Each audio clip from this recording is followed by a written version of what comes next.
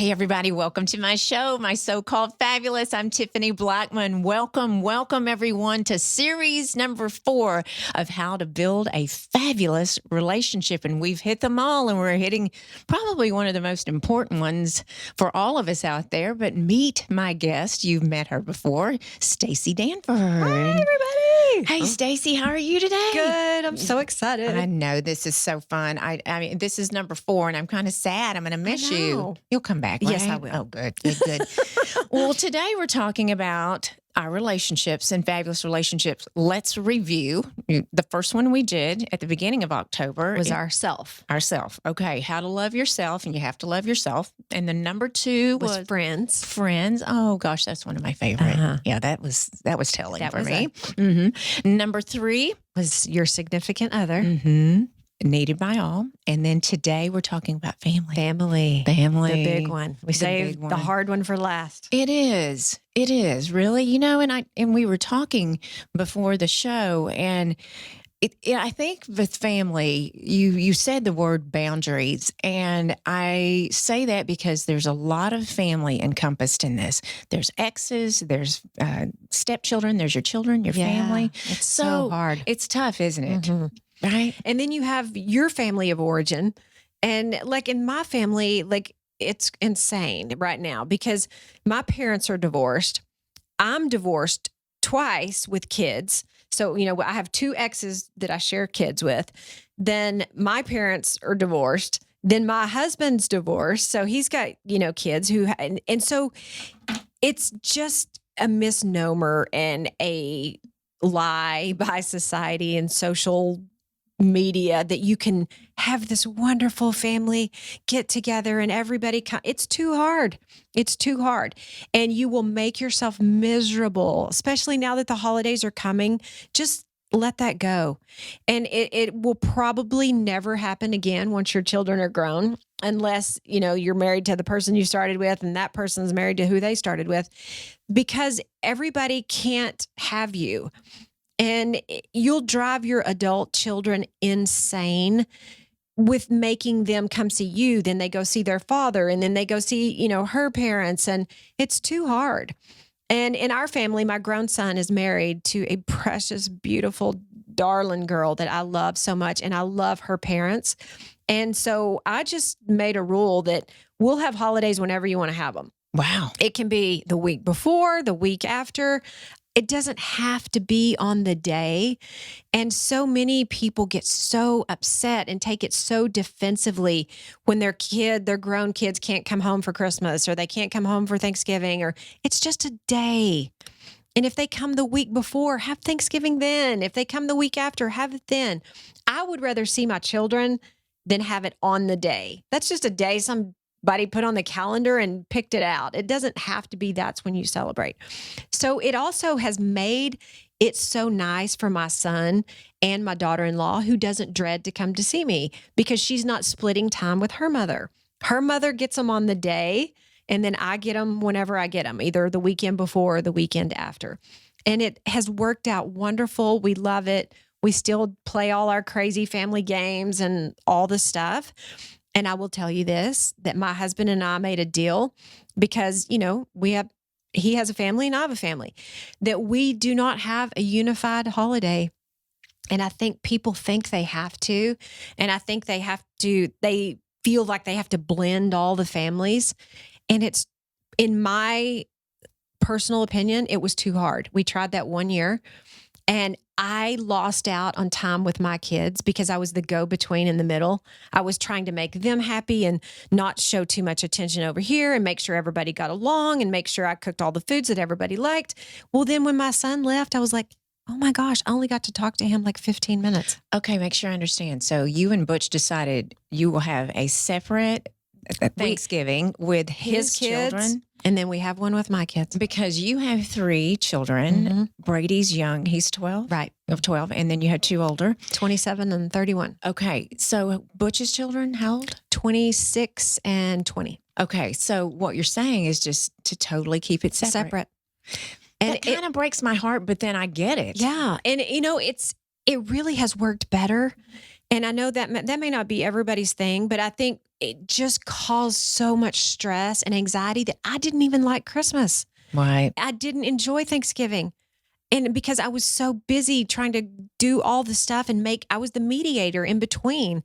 And my husband didn't get to enjoy his kids because he was trying to, talk to my kids so they wouldn't feel left out. And it was just too hard. And so, it's not that we don't want them together and that they don't get along. Everybody's cordial, but they were grown. They're grown kids who I think it's ridiculous for them to call each other stepchildren. I mean, step brother that you've only seen twice in your life. They don't call each other stepbrothers. That's my mom's family or whatever. And now Brady is different because Butch is, raising Brady, but Brent was 30 years old. Like he's, it's just different.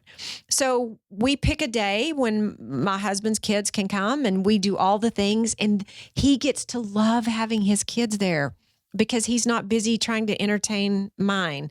And I get to love and adore every second my kids are there. And we do all my family traditions, which are not his family's traditions.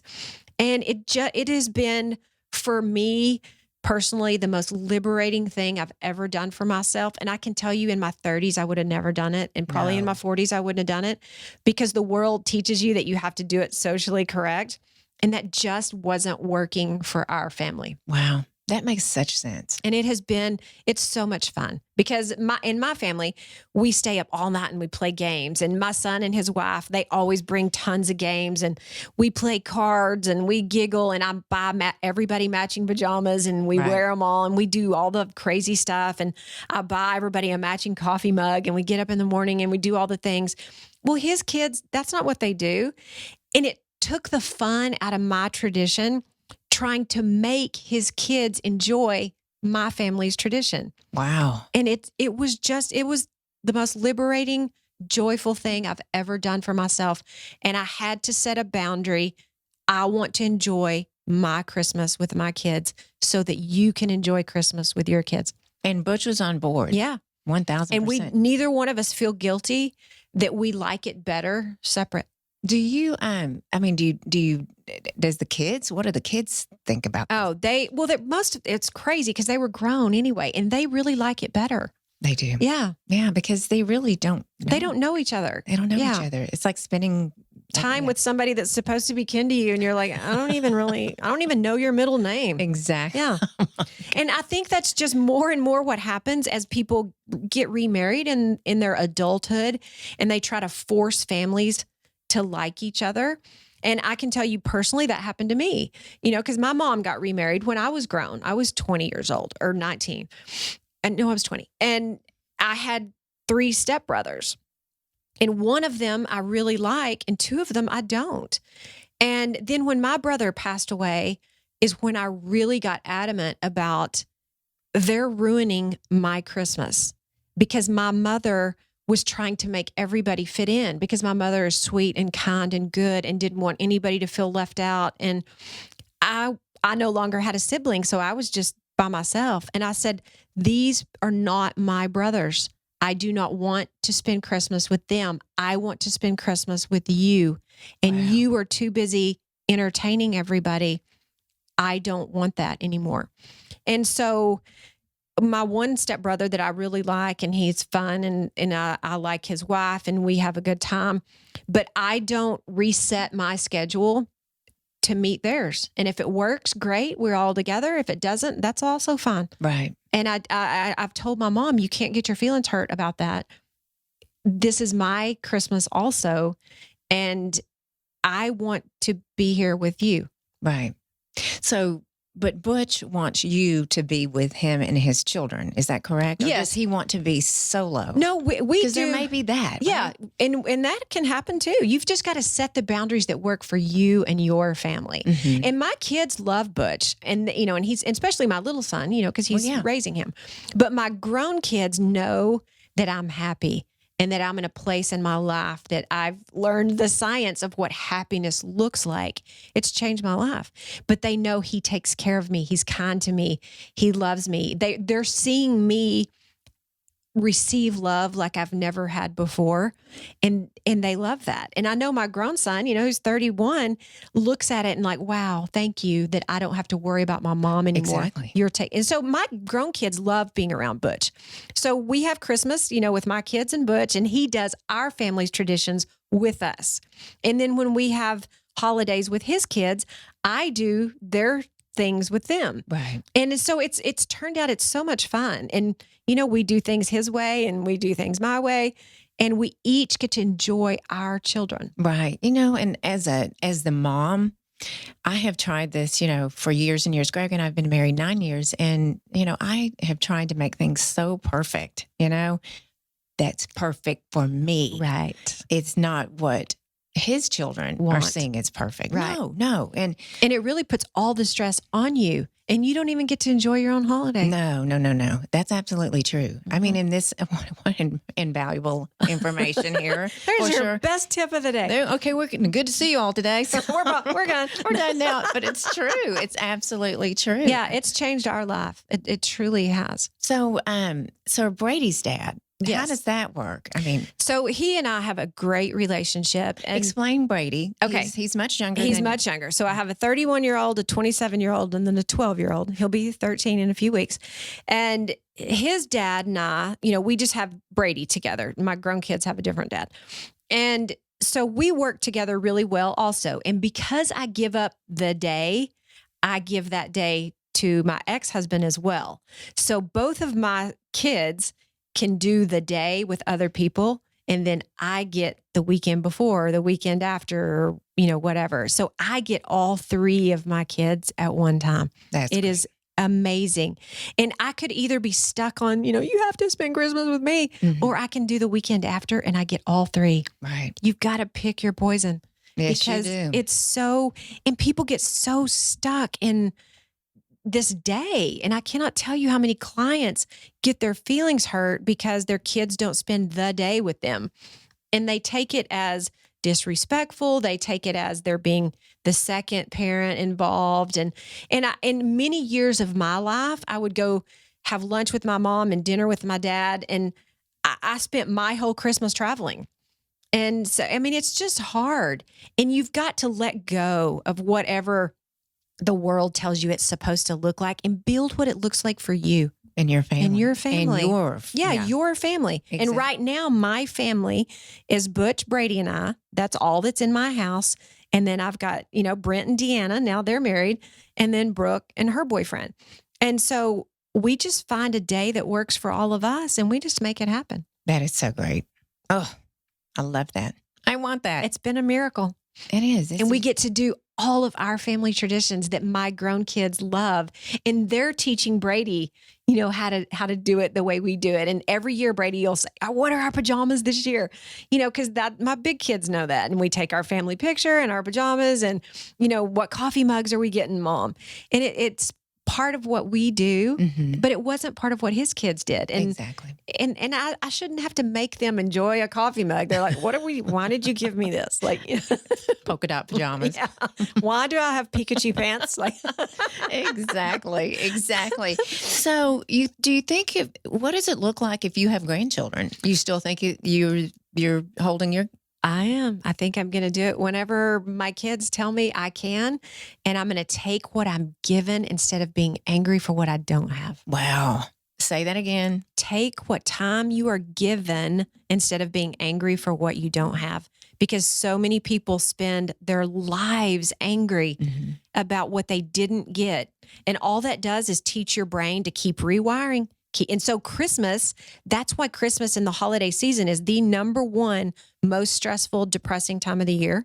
And some people are like, well, how in the world can the holidays be depressing? It's because it brings back so many bad memories and bad wiring in your brain. And that word Christmas is instantly associated with wonderful or, here we go again. Here we go. And because so many families, it's such a stressful time, but they force themselves to make it happen. And it just doesn't have to. Who says? Like, it's not your ticket to heaven. And did you do Christmas last year? Okay, you're out. That's not the way it works. Right. And in our family, we always watch The Four Christmases. That's one of my favorite movies of all time. And they flip the tube and we die laughing. But that's a perfect example of how trying to do 4 Christmases in one day because you've got, separate families, and it's miserable. It is. It's miserable. It is. It really is. And, traditions are traditions. And my mother is no longer alive, but she was really you were there Christmas morning. You better be there. Yeah. I mean, there's no way around it. You know what I mean? So that's kind of where I have been. But you want to change because it doesn't work. It doesn't work. And everybody's mad. Yeah. I'm stressed out and crying. You know what I mean? And it's that perfection thing. Yes. Want everything beautiful. And if they open their gift and they're like, and they don't make the face you want, right, then you're miserable. And I'm thinking, wow, yeah, I just spent my whole Christmas mad. Yeah. Yes. Thanksgiving, Christmas, and New Year's, and all of the holidays in between. Even Mother's Day. And, that's my day. I don't really have to share it, but sometimes they can't come on that day. So we'll have Mother's Day on a Tuesday. It doesn't have to be Sunday. Wow, that's the greatest advice, girl. And it's a game changer in my family. And it's taken the pressure off my grown children because they don't argue with their sibling on, we have to go to my mom's house this year. We went to your house last year. You can have all the days. I'll take the other one. Wow. And then the kids, I'm thinking about college students going home for the holidays. Well, they're probably home now anyway, but going home for the holidays when they don't want to be around that environment. No, and you make it miserable for them. Yes. And what you're teaching their brain is they're releasing bad chemicals. They're releasing cortisol because that's the stress chemical about coming home for Christmas. And you want it to be fun and exciting. And one of the best tips you can do is build some kind of tradition for your family. Whether it's crazy, it doesn't have to be, you don't have to bake cookies and do all the thing. I mean, if that's what you want to do, great. But in my house, we get weird pajamas and coffee mugs. Right. And we drink our coffee every Christmas morning on, maybe the 28th when we have Christmas. One year was January 7th when we had Christmas. I mean, who cares? And we just enjoy our tradition. Right. And one time I remember we tried to make cookies, my daughter and I, because we thought that's what grown people do. That's what you do. Good people make cookies on Christmas. And it makes you happy. Yeah. And I suck at cooking anyway. And all the icing, I didn't know you have to let the cookie cool off a little bit.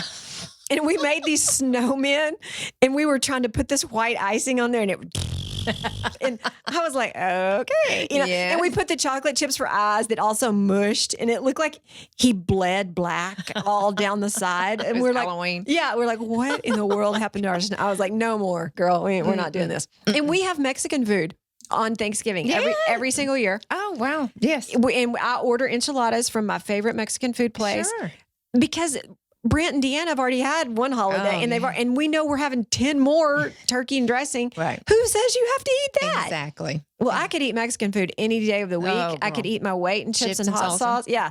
So that's our thing. So we know we're having. And they're like, "Oh, are we doing the hot sauce?" Yeah, we are. Yeah. Oh, I love that. Random day, random food. I'm your girl.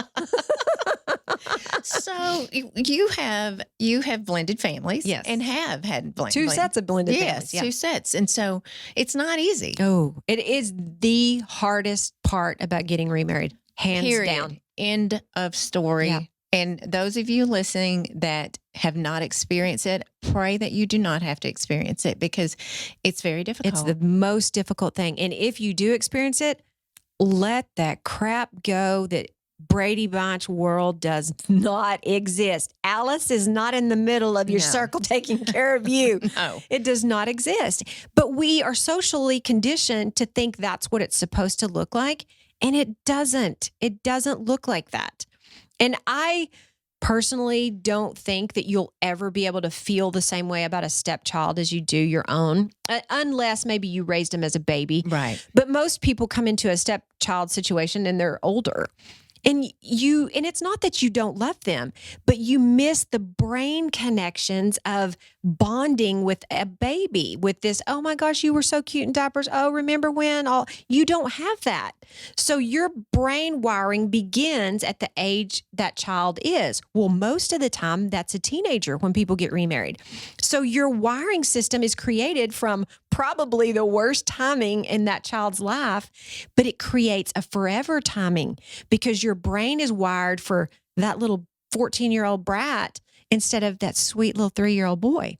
Well, the mother of that sweet little 3-year-old boy always remembers the precious things, but the stepfather or mother or whatever only knows that 14-year-old that kept continuing to be a problem. Exactly. And it is a problem. It is a problem. It is a problem. And people don't say it, and they pretend that it doesn't exist, and it causes more heartache and probably more second marriage divorces is dealing with this blended family. And it's a real situation. It's a real brain situation.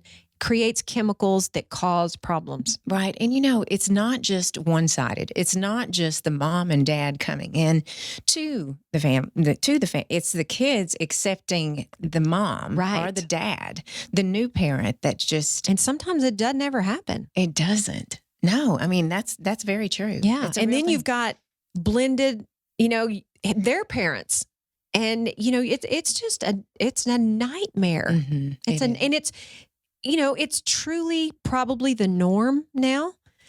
Very few people do I know that are married to who they started with, whose parents are married to who they started with, and don't have a blended family. Mm-hmm. But no one talks about it. Mm-mm. And it causes so much hurt and conflict, and it makes people feel like a failure because they can't get it right. Well, let me tell you, sister, nobody's getting it right. Right. Make your own rules. It's the best thing you can ever do for your own family. Absolutely. Build your own rules for your family with your situation. And everybody's is different. Everyone's is different. Yeah. I mean, and you can compare notes, of course, but, I don't know how, I don't know what the emotions and feelings are from my stepchildren, and then vice versa. And I had a therapist one time that I remember when I first got married, I was upset. I mean, my feelings hurt or something happened. I had my therapist. She said, you need to move on. Yeah. You don't know where they've been. Right. Ex-wives, you don't know. Let it go. You need to be the bigger person. I'm like, I don't know how, Right. And so learning, and, I think you and I have talked about self-help books and all these other things. That's why they don't work. And they may work for a little bit. Yeah. And I promise you, I'm writing my own book right now, but they work for that person. And that person is giving you the best advice they can for what worked for their brain. But no two brains are wired the same. That's why science changed my life. Neuroscience is universal. All of our brains are built with the exact same parts, unless you have, a brain injury or something. But our brains are universal. Science is a common denominator. Everybody else's opinion is just their opinion. Just their opinion. And until you understand that, and mature enough to get that, right? And we've talked about that on every series that we've done right personal. now. It's not personal. So what do you say to my in-laws are deceased, and I met them for, I just had a small piece of their life, and it makes me so sad to even think about it because they're such wonderful people. But what do you, and Greg absolutely adores my father. I mean, and vice versa. I mean, it's just it's a real thing. But what do you say to the people that do not care for a person's mom, let's say? And that happens all the time. And that's another one. You have to set your own boundaries. And I always tell people, be respectful, but know your energy. You're responsible for the energy you put out, but you're also responsible for the energy you allow in. And if someone hurts your feelings, if they hurt your pride, if they bother you and they just agitate you, you can always be respectful. I truly believe that. That's a choice you make. Say nothing and then remove yourself. You don't have to sit there and get angry. And really, people don't know how much choice they have with their own brain. And they just sit there and get mad and can't believe they said that, or they fight back, or especially over politics and religion and all the things right now, COVID, and everybody's got a different opinion on it. Yeah. And none of us know. Well, I mean, we don't know. No. And you can't argue with people and get them to get on your side. And that's what I was talking about the debate last night. Once you become defensive, your brain is no longer thinking. No one's ever going to get on your side from their limbic system. And that's where all of our emotions are. That's when we get mad and frustrated.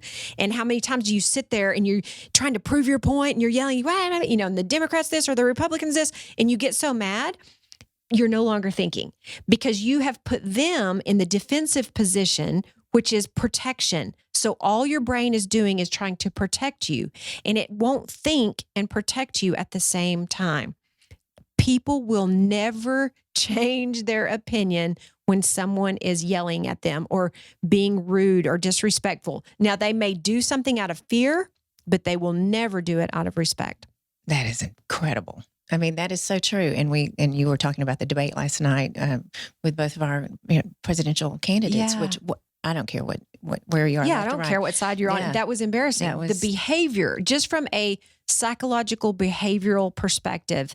And I told you, I taught school for 25 years, and I would have never allowed two of my children in my classroom to talk to one another the way they did.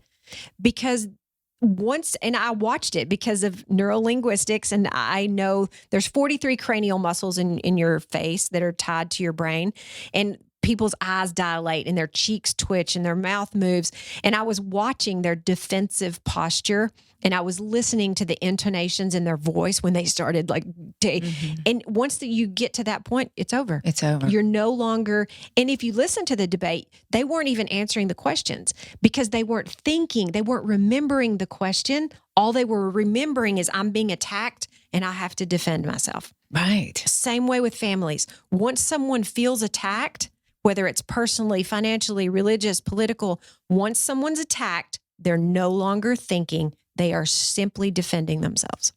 So let me ask you a question about myself, and I'm really putting myself out there right now. So sometimes, a lot of the time, when I get my feelings hurt, or if something doesn't go my way, I'm trying to think this right. I'm very passive. Like I freeze their asses out. Does that make sense? Not answering a text, not answering a phone call. I'm so passive because I'm going to show you. You're passive aggressive. Right. Yeah. And how I have learned to not do that because my husband has labeled it the freezing out of Tiffy and the Tiffy freezing out. And it's not. It doesn't work. It doesn't work. P.S. I hate to burst your bubble. I want everyone to learn from mine because, my stepdaughter will say to me, "Oh, here she goes. Nope, come over here. Get over here. Let's talk about this." And I'm like, "No, it's not comfortable for me." So is this common or I'm just aware? Oh, no. A lot of people are passive aggressive. Yeah. And it's because we aren't taught how to express anger, how to express conflict. And we were talking about that before the show, that when a child sees a parent that never argues with their mom or dad or whatever, and they just think everything is leave it to Beaver, you're really doing your child a disservice. And they don't know how to deal with conflict. And the first one they have is explosive. And it's okay to be angry, but it's not okay to act angry. And there's a huge difference. And I remember the first time I learned that I was like, what do you mean you don't have to act sad? Well, I'm sad. Mm-hmm. But you can teach your brain how to feel angry, but not react in an angry way. And Dr. Paul Ekman is one of my favorite scientists in the world. And he teaches people the difference between responding and reacting. And reacting is just an instinct. Like you're mad and people start yelling, or there are people that are rage and they hit things, or people that pout or whatever. And that's a reaction in the subconscious part of your brain that you've taught your brain over time. Oh, there's the trigger, that same pattern again. This is what I do. Mm-hmm. And I pout and pout and pout, and I'm quiet and quiet until either I get my way or I get a present or I get an apology, and then everything's wonderful. And then, okay, and I tell myself I'm not going to do it again until I get triggered again. We all have them. We all have patterns. And if you can catch yourself, but you got to recognize the pattern. Here I go again. Mm-hmm. Oh my gosh. But when we teach our families, especially our children, how to deal with conflict, that is the greatest gift you can ever give them. And most companies, what is the number one thing they look for? They want a problem solver. Mm-hmm. But we teach them, there are no problems. Right. Well, baloney. That's wrong. There are problems every day, all the time. Yeah. And so in our family with Brady, and I always apologize to my grown kids because I knew nothing about neuroscience when I had them. I always call them my practice kids. And, and I'll tell Brady, I said, okay, that does suck. Man, that's terrible, son. Let's think of 3 solutions. And I make him start thinking of what to do. Because when his favorite jeans aren't clean or, and he's 12. And so he panicked. Yeah. Oh, well, you never do my laundry. And I'm like, okay, we can't change the fact your jeans aren't clean and we need to leave in 12 minutes. So let's think of 3 solutions. Okay. A, you can wear them dirty. B, you can pick a different pair. Or C, we can go buy another pair just like that. So we'll have 2 pair in the rotation, Right. But originally when he was little, I would do his 3 things for him. And now I make him come up with them. And he's really good now at 12 years old about coming up with solutions. And we've got to do the same thing with our families. Like, especially with siblings and, all the things like, okay, that hurts my feelings. So, oh, wow. When you walk in and you don't give me a hug, that hurts my feelings every single time. So maybe when you get here, I'm going to keep on cooking and not meet you at the door because you're not going to hug me. That's not the way you do things. That way I won't get my feelings hurt. Everybody's good. Recognize your patterns and learn how to work with your own brain because their brain is not thinking like your brain. Not at all. Not ever. What is the first, the first step is admitting that admitting I know, you have a problem. I know I have a huge problem and I am getting better. But people pleasing is a massive problem. And I can tell you for 40 plus years, I was a big time people pleaser and I was like, oh my gosh, they're mad. And I'm not anymore. You're not? No. And if you're mad at me, fine. If you're not, fine. Mm-hmm. And if I did something to hurt someone's feelings, I always apologize for that. But if you're just mad because you thought I didn't like you or that I didn't speak or I'm sorry. I'm sorry that you're upset about that, but I cannot be responsible for your feelings. Right. And I've gotten really good about setting clear boundaries with myself and others. Right. And it's funny how once you start doing that, other people don't mess with them. Mm-hmm. And at first they get angry and your family will be the most angry with you. And this is all backed by science as well, because you have a pattern and they have a pattern. And so most of us with our parents, like if your mother is, very dominating and say, you're a daughter and you have to follow what your mom says, or she gets mad, or she doesn't give you money anymore, or she doesn't let you come over, or she doesn't let you borrow the car, whatever. Then you have a pattern, she's got a pattern, and it works. It fits together like a puzzle. And if you take out a piece of the puzzle, it kind of falls apart. Well, and you start setting the boundaries and like, no, Mom, I'm going to go here tonight. I'll be there tomorrow and we can clean your closet or whatever. And they get so mad at you. Well, they're not necessarily mad at you. They're mad because the pattern's been broken. They just don't realize that's what they're angry with.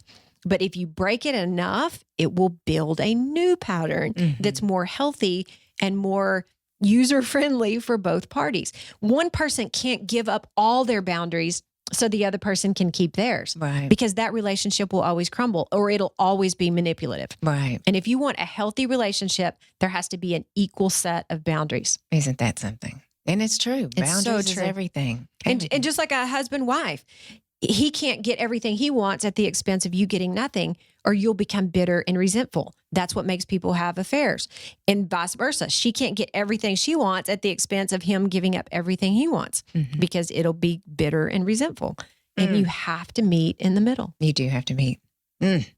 My brother's getting married into the most fabulous young woman. We just love her. And she has asked for our help on, we have a smaller family. She has a very large family. And she has asked our help. She has a group text message, and I'm trying so hard. God forgive me, but I'm trying not to be my mother. Yeah. You know what I mean? Like because I don't know about you, because I miss my mother desperately, but sometimes I just find myself going, oh my gosh, Here I go again. Your mother. And it wasn't a healthy pattern. You know what I mean? Like, but I see myself. That's how I would learn to be a woman. Yeah. I mean, and the person I am. But I'm trying so hard with precious Erin that I know will listen to this, and I'm just trying not to be my mom, but I'm trying to be my mom. You know what I mean? I'm trying to be my. And she's not here, and you don't even realize it. But that's why I say we teach without teaching. Your mom taught you things about how to react and how to respond without going, "Hey, here's the lesson," and how you act when you just learn those things, and that's the pattern your brain has. It's always a pattern. And if you can catch the pattern, you can break the pattern. Right. But if you don't know it's there, it'll follow it every single time. You know, I had a guest not too long ago, and he came from a tumultuous background, and he's done extremely well. And we were talking about breaking the cycle of your family and what you grew up doing. And I asked him, I said, if you have a child, someday you choose to make a decision to have a child, I mean, what will you do? And he said, you know what? My dad gave me the greatest gift of how not to parent. Yeah. And that's so true. And I tell people all the time, I've learned something from every person I've ever met. And I either learned what I would like to do or what I would not like to do. And I try very hard. And my friends will tell you I'm probably the least judgmental human being in the world. And I don't judge people on, is that good or bad? I just go, oh, that would not work for me. I see where that leads to problems, and I will not do that and I don't judge the person. I see the problem and I'm like, ooh, that's a bad brain pattern. Right. I don't want that pattern. That's not going to work for me. Right. Or my family. Yeah. And it's just, if people will stop taking things personal and just look at it from a person's perspective. And that's my favorite part about neuroscience. It's just a brain pattern. And it's not that person isn't good or bad. That's just the patterns they learned, the patterns they live with. And we don't know what anybody else has been through. And Robin Williams is my favorite example of wow and shock. I loved him. I loved Mork and Mindy as a kid. That was one of my favorite shows. And I used to, Nanu. I love that show. I'm doing my age right now. We do this often. Oh, I loved that show. It was Hee Haw last week. Yeah, Hee Haw last time. But from the outside, he looked so fun and happy and wonderful. I had no idea he suffered from severe depression. And I have never forgotten the lesson of that. We have no idea what someone else is going through. We don't know their family background. We don't know that maybe we triggered something in them unintentionally. Stop taking everything so personal. And when you recognize it's a brain pattern, you can change the pattern. And families have you've got 8 wheels of pattern rolling at the same time. Absolutely. And Stacy, right now, where the world is, I mean, can people just be nice and just please understand each other and give everyone a little pat? One of my favorite shirts says, just be nice. Just be nice. And people can't. They're so attached to their opinion that they think they are their opinion. And especially right now, politics is a perfect example. And they get so defensive the minute somebody's on the other side. And you are not your opinion. That's just a set of wires that your brain feels are the most productive for you. It doesn't mean that person is good or bad or whatever. That's the wiring system they have that's built differently than your wiring system. And when we stop thinking, oh, well, you're not like me. I don't like you. Well, no, I'm not like you because you didn't live my life. You're not a country kid who, I haven't lived yours either. And when I was keenly aware of this, my daughter and I were in San Francisco. We went there, I think 4 years ago, and I took her with me. I went to a conference and we had the best time, but I was in shock. And as a Texas girl, you're automatically a little bit conservative anyway. And then I'm from a podunk country town, and I got there and I saw things I've never seen in my life. And I was like, wow, the set of rules for Texas cannot fit San Francisco. And there were no yards. It was just constant busy city. But we saw people that pulled their pants down in front of us and pooped on the sidewalk in front of us while looking at us. And I was like, what is happening right now? And Brooke was like, Mom, keep walking. And I was like, is this real life? We were at the Starbucks and we watched a lady shooting heroin in the little Starbucks patio area right there while we were in line. And she was like, Mom, stop staring.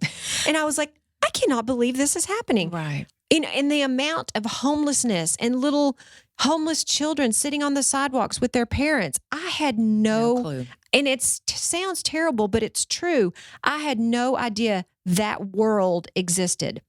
My idea. brain has zero patterns for that. Right. And it's not that I was being disrespectful to them. I just was in awe. Mm-hmm. I had no idea that life existed. Right. And that's why I think it's so important for us to meet people from other places and let your brain build some wires. Right. And that's where families get so messed up, and they think their set of wires is the only set, and if you marry into this family, we're like this, and we don't do that. Well, right. This we does.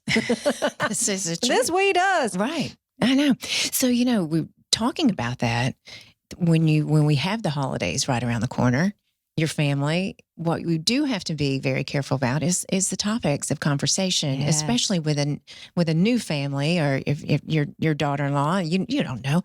I do feel comfortable with you because I don't know where your political party, I don't know where you go left or right, and I don't care. I mean, I really don't. But I don't feel like I can not say anything or say, because majority, I do have a group of friends. I am so nervous. And there's a running joke. I start itching my hands. And I did go to the dermatologist. She's like, there's nothing wrong with your hand, but there's something, and you might know, I itch. I just start itching so uncontrollably when we talk about politics, because I know my husband has a strong opinion. And these friends are like family. Mm-hmm. And I know they have a different opinion. And it's not the same one. And I just won't go there. What are you saying to the families that there's somebody that's going to go there? Yeah. Do you know what I mean? And it happens all the time too in my family. And my stepdad is super, super way on one wing. Mm-hmm. And so he thinks anybody who's not that far tipping off the edge is, a crazy. Right. And I just let him think that way because, again, I remember what I learned in science. Once someone gets defensive, you will never get them to the prefrontal cortex. You cannot yell at someone to change their mind. So again, go be respectful.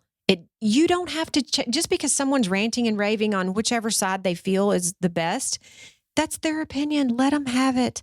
But we get so attached to our opinion that we feel like we have to make them have the same opinion, or we can't be in the same room. Yes, I can. I can still eat the same pizza. You can have that slice and I can have this one. And Mm-hmm. It doesn't matter. Mm-mm. But we are so attached to who we think we are, and we think we are our opinions, and we're not. We're not. We're not. Religious views as well. Yeah. Oh, yes. Oh, heavens. Politics and religion, the biggest creators of defensiveness, other than people talking about your children. That's number one. Mama Bear's coming up. Yeah. Then there's that. Mm-hmm. Absolutely. But think about that as a mom. Every mom out there will know the minute somebody says something about your kid, like you may have thought, you little brat. And then someone else says it about them and you're like, don't you dare say that. Mm-hmm. That's the same feelings of defensiveness because it shuts down that part of your brain. And that's why it's called Mama Bear, because we start protecting. And that's what it does to your brain. You start protecting yourself and your people, and you're no longer thinking. Not at all. Not at all. At all. It's not possible. No. Oh my gosh. So let me take you down a road that you are familiar with, but I have a couple of friends in my life, one that has lost a son to a heroin overdose. And she did tell our friend group that it was a blessing because she kept waiting for the phone call, because he finally did it. I have another set of friends, a couple of girlfriends, that their children are going down the same path. What, as a parent, how in the world do you deal with this? I mean, how do you deal with boundaries as a mother? And it's so hard. And my brother died of a drug overdose, and it was accidental, but it doesn't make him any less dead. And it's so hard because as a mom, you always want to help your children. But I can tell you the rule applies. If you've done something 6 times and it doesn't work, it's not going to work. And that's why rehab has such a terrible success rate. It doesn't work. And I know there are people out there that it did, but you are the exception and not the rule for sure. My dad, that I told you was an alcoholic, locked himself in a hotel room and said, I'll either come out sober or I'll be dead. And, Wow. you know, that method's not great either, but it just happened to work for him. But as a whole, until you change your trigger, which is always part of the problem, you will follow the same cycle. And they did this crazy, phenomenal research study on mice that they got them addicted to heroin. And they put them in this little, box, and they put the heroin at the end as their little treat. Well, these mice were just massively addicted to heroin, but they kept them alone and segregated. Well, then when they removed the barriers and the mice got to mix in with all these other mice, and they had toys and they had little games and they had little, things to play with, the heroin was still there. They no longer went to get it. And seriously? Yes, it is fascinating. But that also helps people understand when you are isolated, we all are wired to be social. And I talked about that last time in that book, Social, by Dr. Lieberman. Our brains are wired to be social. And when we don't feel our place in society fits socially, we look for ways to numb out, because it hurts our brain. It hurts who we are that we don't fit. But just like those mice, when you have a place you fit, you automatically feel better because it's all about the chemicals. Your brain will start producing new chemicals when you feel you fit socially. And it's crazy what the research shows about that. They did another study with it about people who came back from Vietnam and they were addicted. Well, then when they got back to their life and they had responsibilities and things and a joyful life, they got over it. But the people that didn't and came out of Vietnam still addicted, who went back to a socially isolated, withdrawn life, they stayed addicted. Really? Fascinating. I've done a lot of research about addiction because my family is riddled with it. My brother was an addict. My dad was an addict. My granddad was an addict. I mean, it's a long line in my family. And I wondered what made me keep from being that. And I can tell you, I'm definitely a shopaholic, and I have learned that addiction is addiction in the brain. Right. You just pick your own vice. Some people are sex addicts, gambling, whatever your thing is. But I know now to watch it, and I know there's always a trigger. And if you can learn what your triggers are, no matter what they are, you can stop the pattern. But if you don't know the pattern exists, you'll never be able to stop it. Yeah. And I have talked to people about that. I mean, addiction is addiction. It doesn't matter if it's candy, food, whatever it sex. is. I know. And those parents who have children that are addicted and they so badly want to help them. And that there's just, I don't know that anybody has discovered a great way to do it yet, but I would say that you cannot ever make somebody do something. If they don't want to do it themselves, it's not going to happen. And I would say the second thing is to look for patterns. Look for the triggers. Is it the job that triggers them? Is it their wife that triggers them? What is it that is triggering these people? Remove the trigger and you can remove the problem. To spiral out of control. And when I used to teach high school, I used to ask my kids, why they would drink and drive. And I was like, y'all know that's stupid. The statistics on that are so dangerous. And I said, why would you do that? And they said, we're afraid of getting in trouble. And the fear of their parents was greater than the fear of having a wreck and dying in an accident. I was like, wow. So fear it plays a huge role. But I told the kids, I said, y'all don't have to tell me who drinks and who doesn't, but think about why you do it, because the why is the problem. And people just want to stop the drinking or stop the alcohol or stop the heroin. That's not the problem, and that's why it won't work. You've got to find out what the trigger is. Do you drink because you need liquid courage? Well, that's a self-esteem issue. So if you built up your self-esteem, you would no longer need liquid courage. Are you taking heroin to numb out because your life is too stressful? Figure out what's causing the stress. Remove those things. You'll remove the need. Why did I shop? Why did I put $10,000 on a credit card? Because I was feeling empty, and it made me feel good when I went shopping. I could come home with 40 bags of stuff and I hadn't spent a penny. Because I just put it on a credit card. Exactly. But now I know, and I can feel myself, there you go again. You're getting that feeling. And I noticed when I was mad, I would shop. When I was sad, I would shop. When I was excited, I would shop. All of it. Because my brain would not know what to do with that feeling. And shopping always made me feel better. Wow. And now I catch it and I make myself wait till the next day. Right. And if I see something I want and I'm like, oh my gosh, I can't live without those shoes. If I still want those shoes tomorrow, Sure. I'll go get them. But 9 times out of 10, I don't, because I know now that was a trigger and that wasn't really a desire. That is amazing. Gosh, Watch your triggers. I know. Gosh, and the moms and dads and family members that go through this with their children, It's horrible. I mean, yeah. I think, okay, I can make my daughter do anything. No, you can't. Cannot. You cannot make your children do anything. You can't. No, but you can learn what triggers them. Learn, watch as a parent. Oh my gosh, my son always yells at me when we're late for school, or my daughter always throws a fit, when she's going to a party. Oh, ask the right questions. Empowering questions will change you. Why do you get so upset when you're going to a party? Oh, then you find out she didn't feel like she fit in. Right. She didn't have the clothes everybody else had. Oh, those are things you can fix, but we don't look in the right places for the problem. We just want to stop the behavior. And that's not where you stop the behavior. You were talking about your high school. Was it high school? They were drinking and driving. Yes, your students, my high school kids, your former students, and I think this generation now, I see they just Uber everywhere. I mean, it is amazing. Thank you, children. Uber, yeah. And I always told Kennedy, and her dad is as well. No questions. Call us. Call us. We'll talk about it later. You shouldn't have been doing that, but call us. Do not get in a car.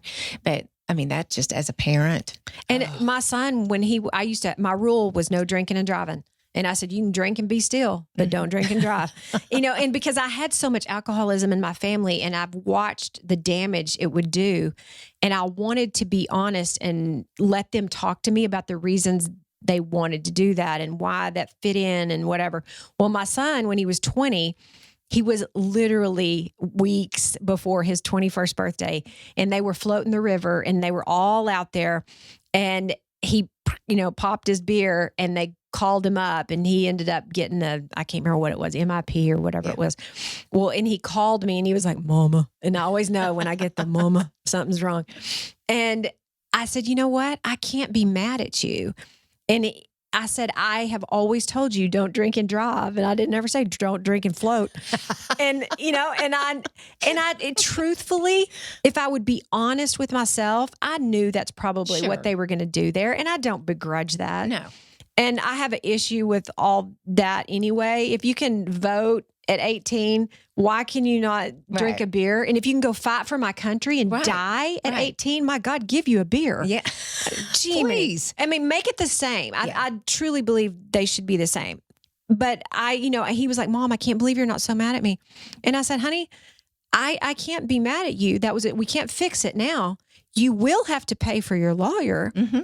And I made him pay for his own lawyer, and he worked all summer. I paid for it up front, and then he fixed it, And so he learned there was a consequence to that, but it didn't have to create anger and resentment and all the things. And, we still talk about that in our family, that we just have got to go about learning in your family unit to talk about difficult things without getting defensive.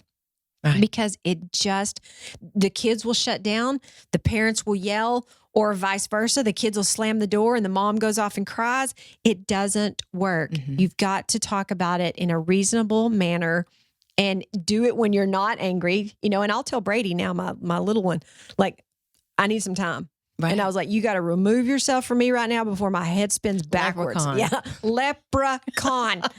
That's your word. And I'll be, the exorcist is about to happen. And he'll come back and he'll knock on my door. And he said, is it enough time yet? No, go. Go. Mm-hmm. Right. Because I know I won't say the right things. I'll say something I regret. I'll hurt his feelings. And I won't I won't set a good example. Sure. And it's okay to take time. It is. And we think there's so many perfect rules about a perfect family. There is no perfect family. Oh it does not exist. It does not exist at all. And all of these things you're telling us. Now, let's approach it like this. So all of you going to have your holidays, dinners. They're coming. They're coming. and you may not have made the choice to do the separate. And if you haven't, And you are sitting at that dinner table, beautifully set. I mean, perfectly set. Everybody, if there is a blow up, okay, I'm not going to be passive aggressive. But if there is a blow up, because you really can't, Uncle Charlie's going to be Uncle Charlie. Yeah. So how do you just, what do? You ask him to leave. Yeah. But, I mean, and if you've already got him in the room with you, there's not a lot you can do right now. So I pinch myself right here, and there's like a little nerve here right between your finger and your thumb, and I just start mashing. And all it does is remind me, oh yeah, perception is everything, Stacy. Bring it in, girl. And I will tell you, this is the best method. It works every single time. It's the stop method. I was hoping you'd do this. Yes. Okay. So the stop method is fabulous. It works every time when you feel yourself getting angry, because it will come, it will happen every time. So take the acronym STOP. And this is what to do when you're upset. So the S stands for say your name. And your brain knows your name better than any other name. And you have to say, stop, Stacy, stop. And the minute you do that, your brain's like, what? Wait, what? What am I stopping? And all you need is that millisecond to pause that pattern. Remember, it's a pattern loop. And your brain starts going, what am I stopping? Say your own name and then say stop. Then the T stands for take a deep breath. Breathing is part of your autonomic nervous system, and that's where your emotions and all that will shoot up into the limbic system. You got to get control of that system before you can get control of your thinking. So it's the 3-3-3 method. Deep breath in for 3 seconds, breathe for 3, hold for 3, and then out for 3. And then when you get to the end of that breath, swallow. And that's 2 sets of autonomic nervous system responses. And what you're telling your lizard brain is, I've got this. You no longer have to protect me, because remember, defensive causes protection. I no longer need protecting. I'm going to take over now. Okay. The O stands for make an observation. Wherever you are, whatever you're doing, it has to be that minute.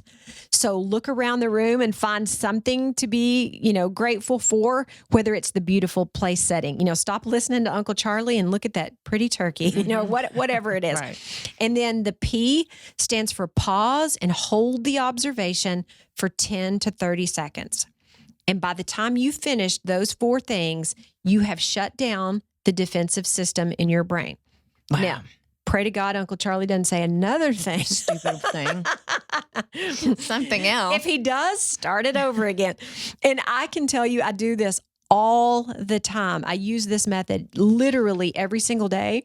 And my family knows now when I'm in Brady, will go, Mom's doing her breathing thing. And I'm like, yeah, don't talk to me. I'm like, Mom's doing breathing. Right. And he knows to let me get to the end before he says anything else, because I've got to get myself back into my prefrontal cortex. Wow.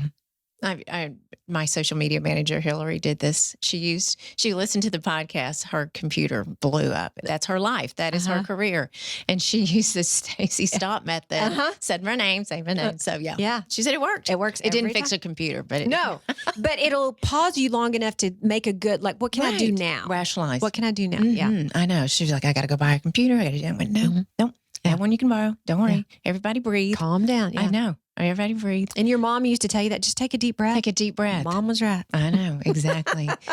I think we have given people a lot of information to have fabulous relationships. Yes. I hope y'all all have a wonderful relationship. Oh, I know. Just keep the relationships going. And don't be that person. Everybody be kind, right? Yes. Absolutely. It has been so fabulous having you. Thank you so much. A new friend and a new person in my life. And you've helped me and so many of our community. And tell us how we can find you. Okay. You can find me at thegratefulbrain.com.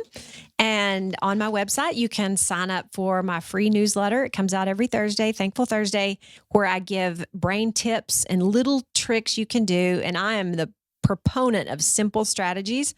And I think that's the teacher in me. I want to give everybody things they can do. You can also sign up for my free Facebook group where I go in there live and I teach people little things about their brain. Or you can sign up for my online course, Chemical Soup, where I teach people about those chemicals in your brain and how to get more good ones and let go of the bad ones. Absolutely. And you're on Instagram. And I'm on Instagram at Staci Danford, Stacy with an I. Well, thank you so much. And everyone, thank you so much for listening. We want to hear from you. Did you learn anything from this one and all 4 series with Stacy? And please go and rate and review us on YouTube. We got to get up in that podcast world, that Apple world. And follow me on Instagram at Tiffany C. Blackman. And everyone, have a fabulous day, fabulous relationship. And everyone, keep being fabulous.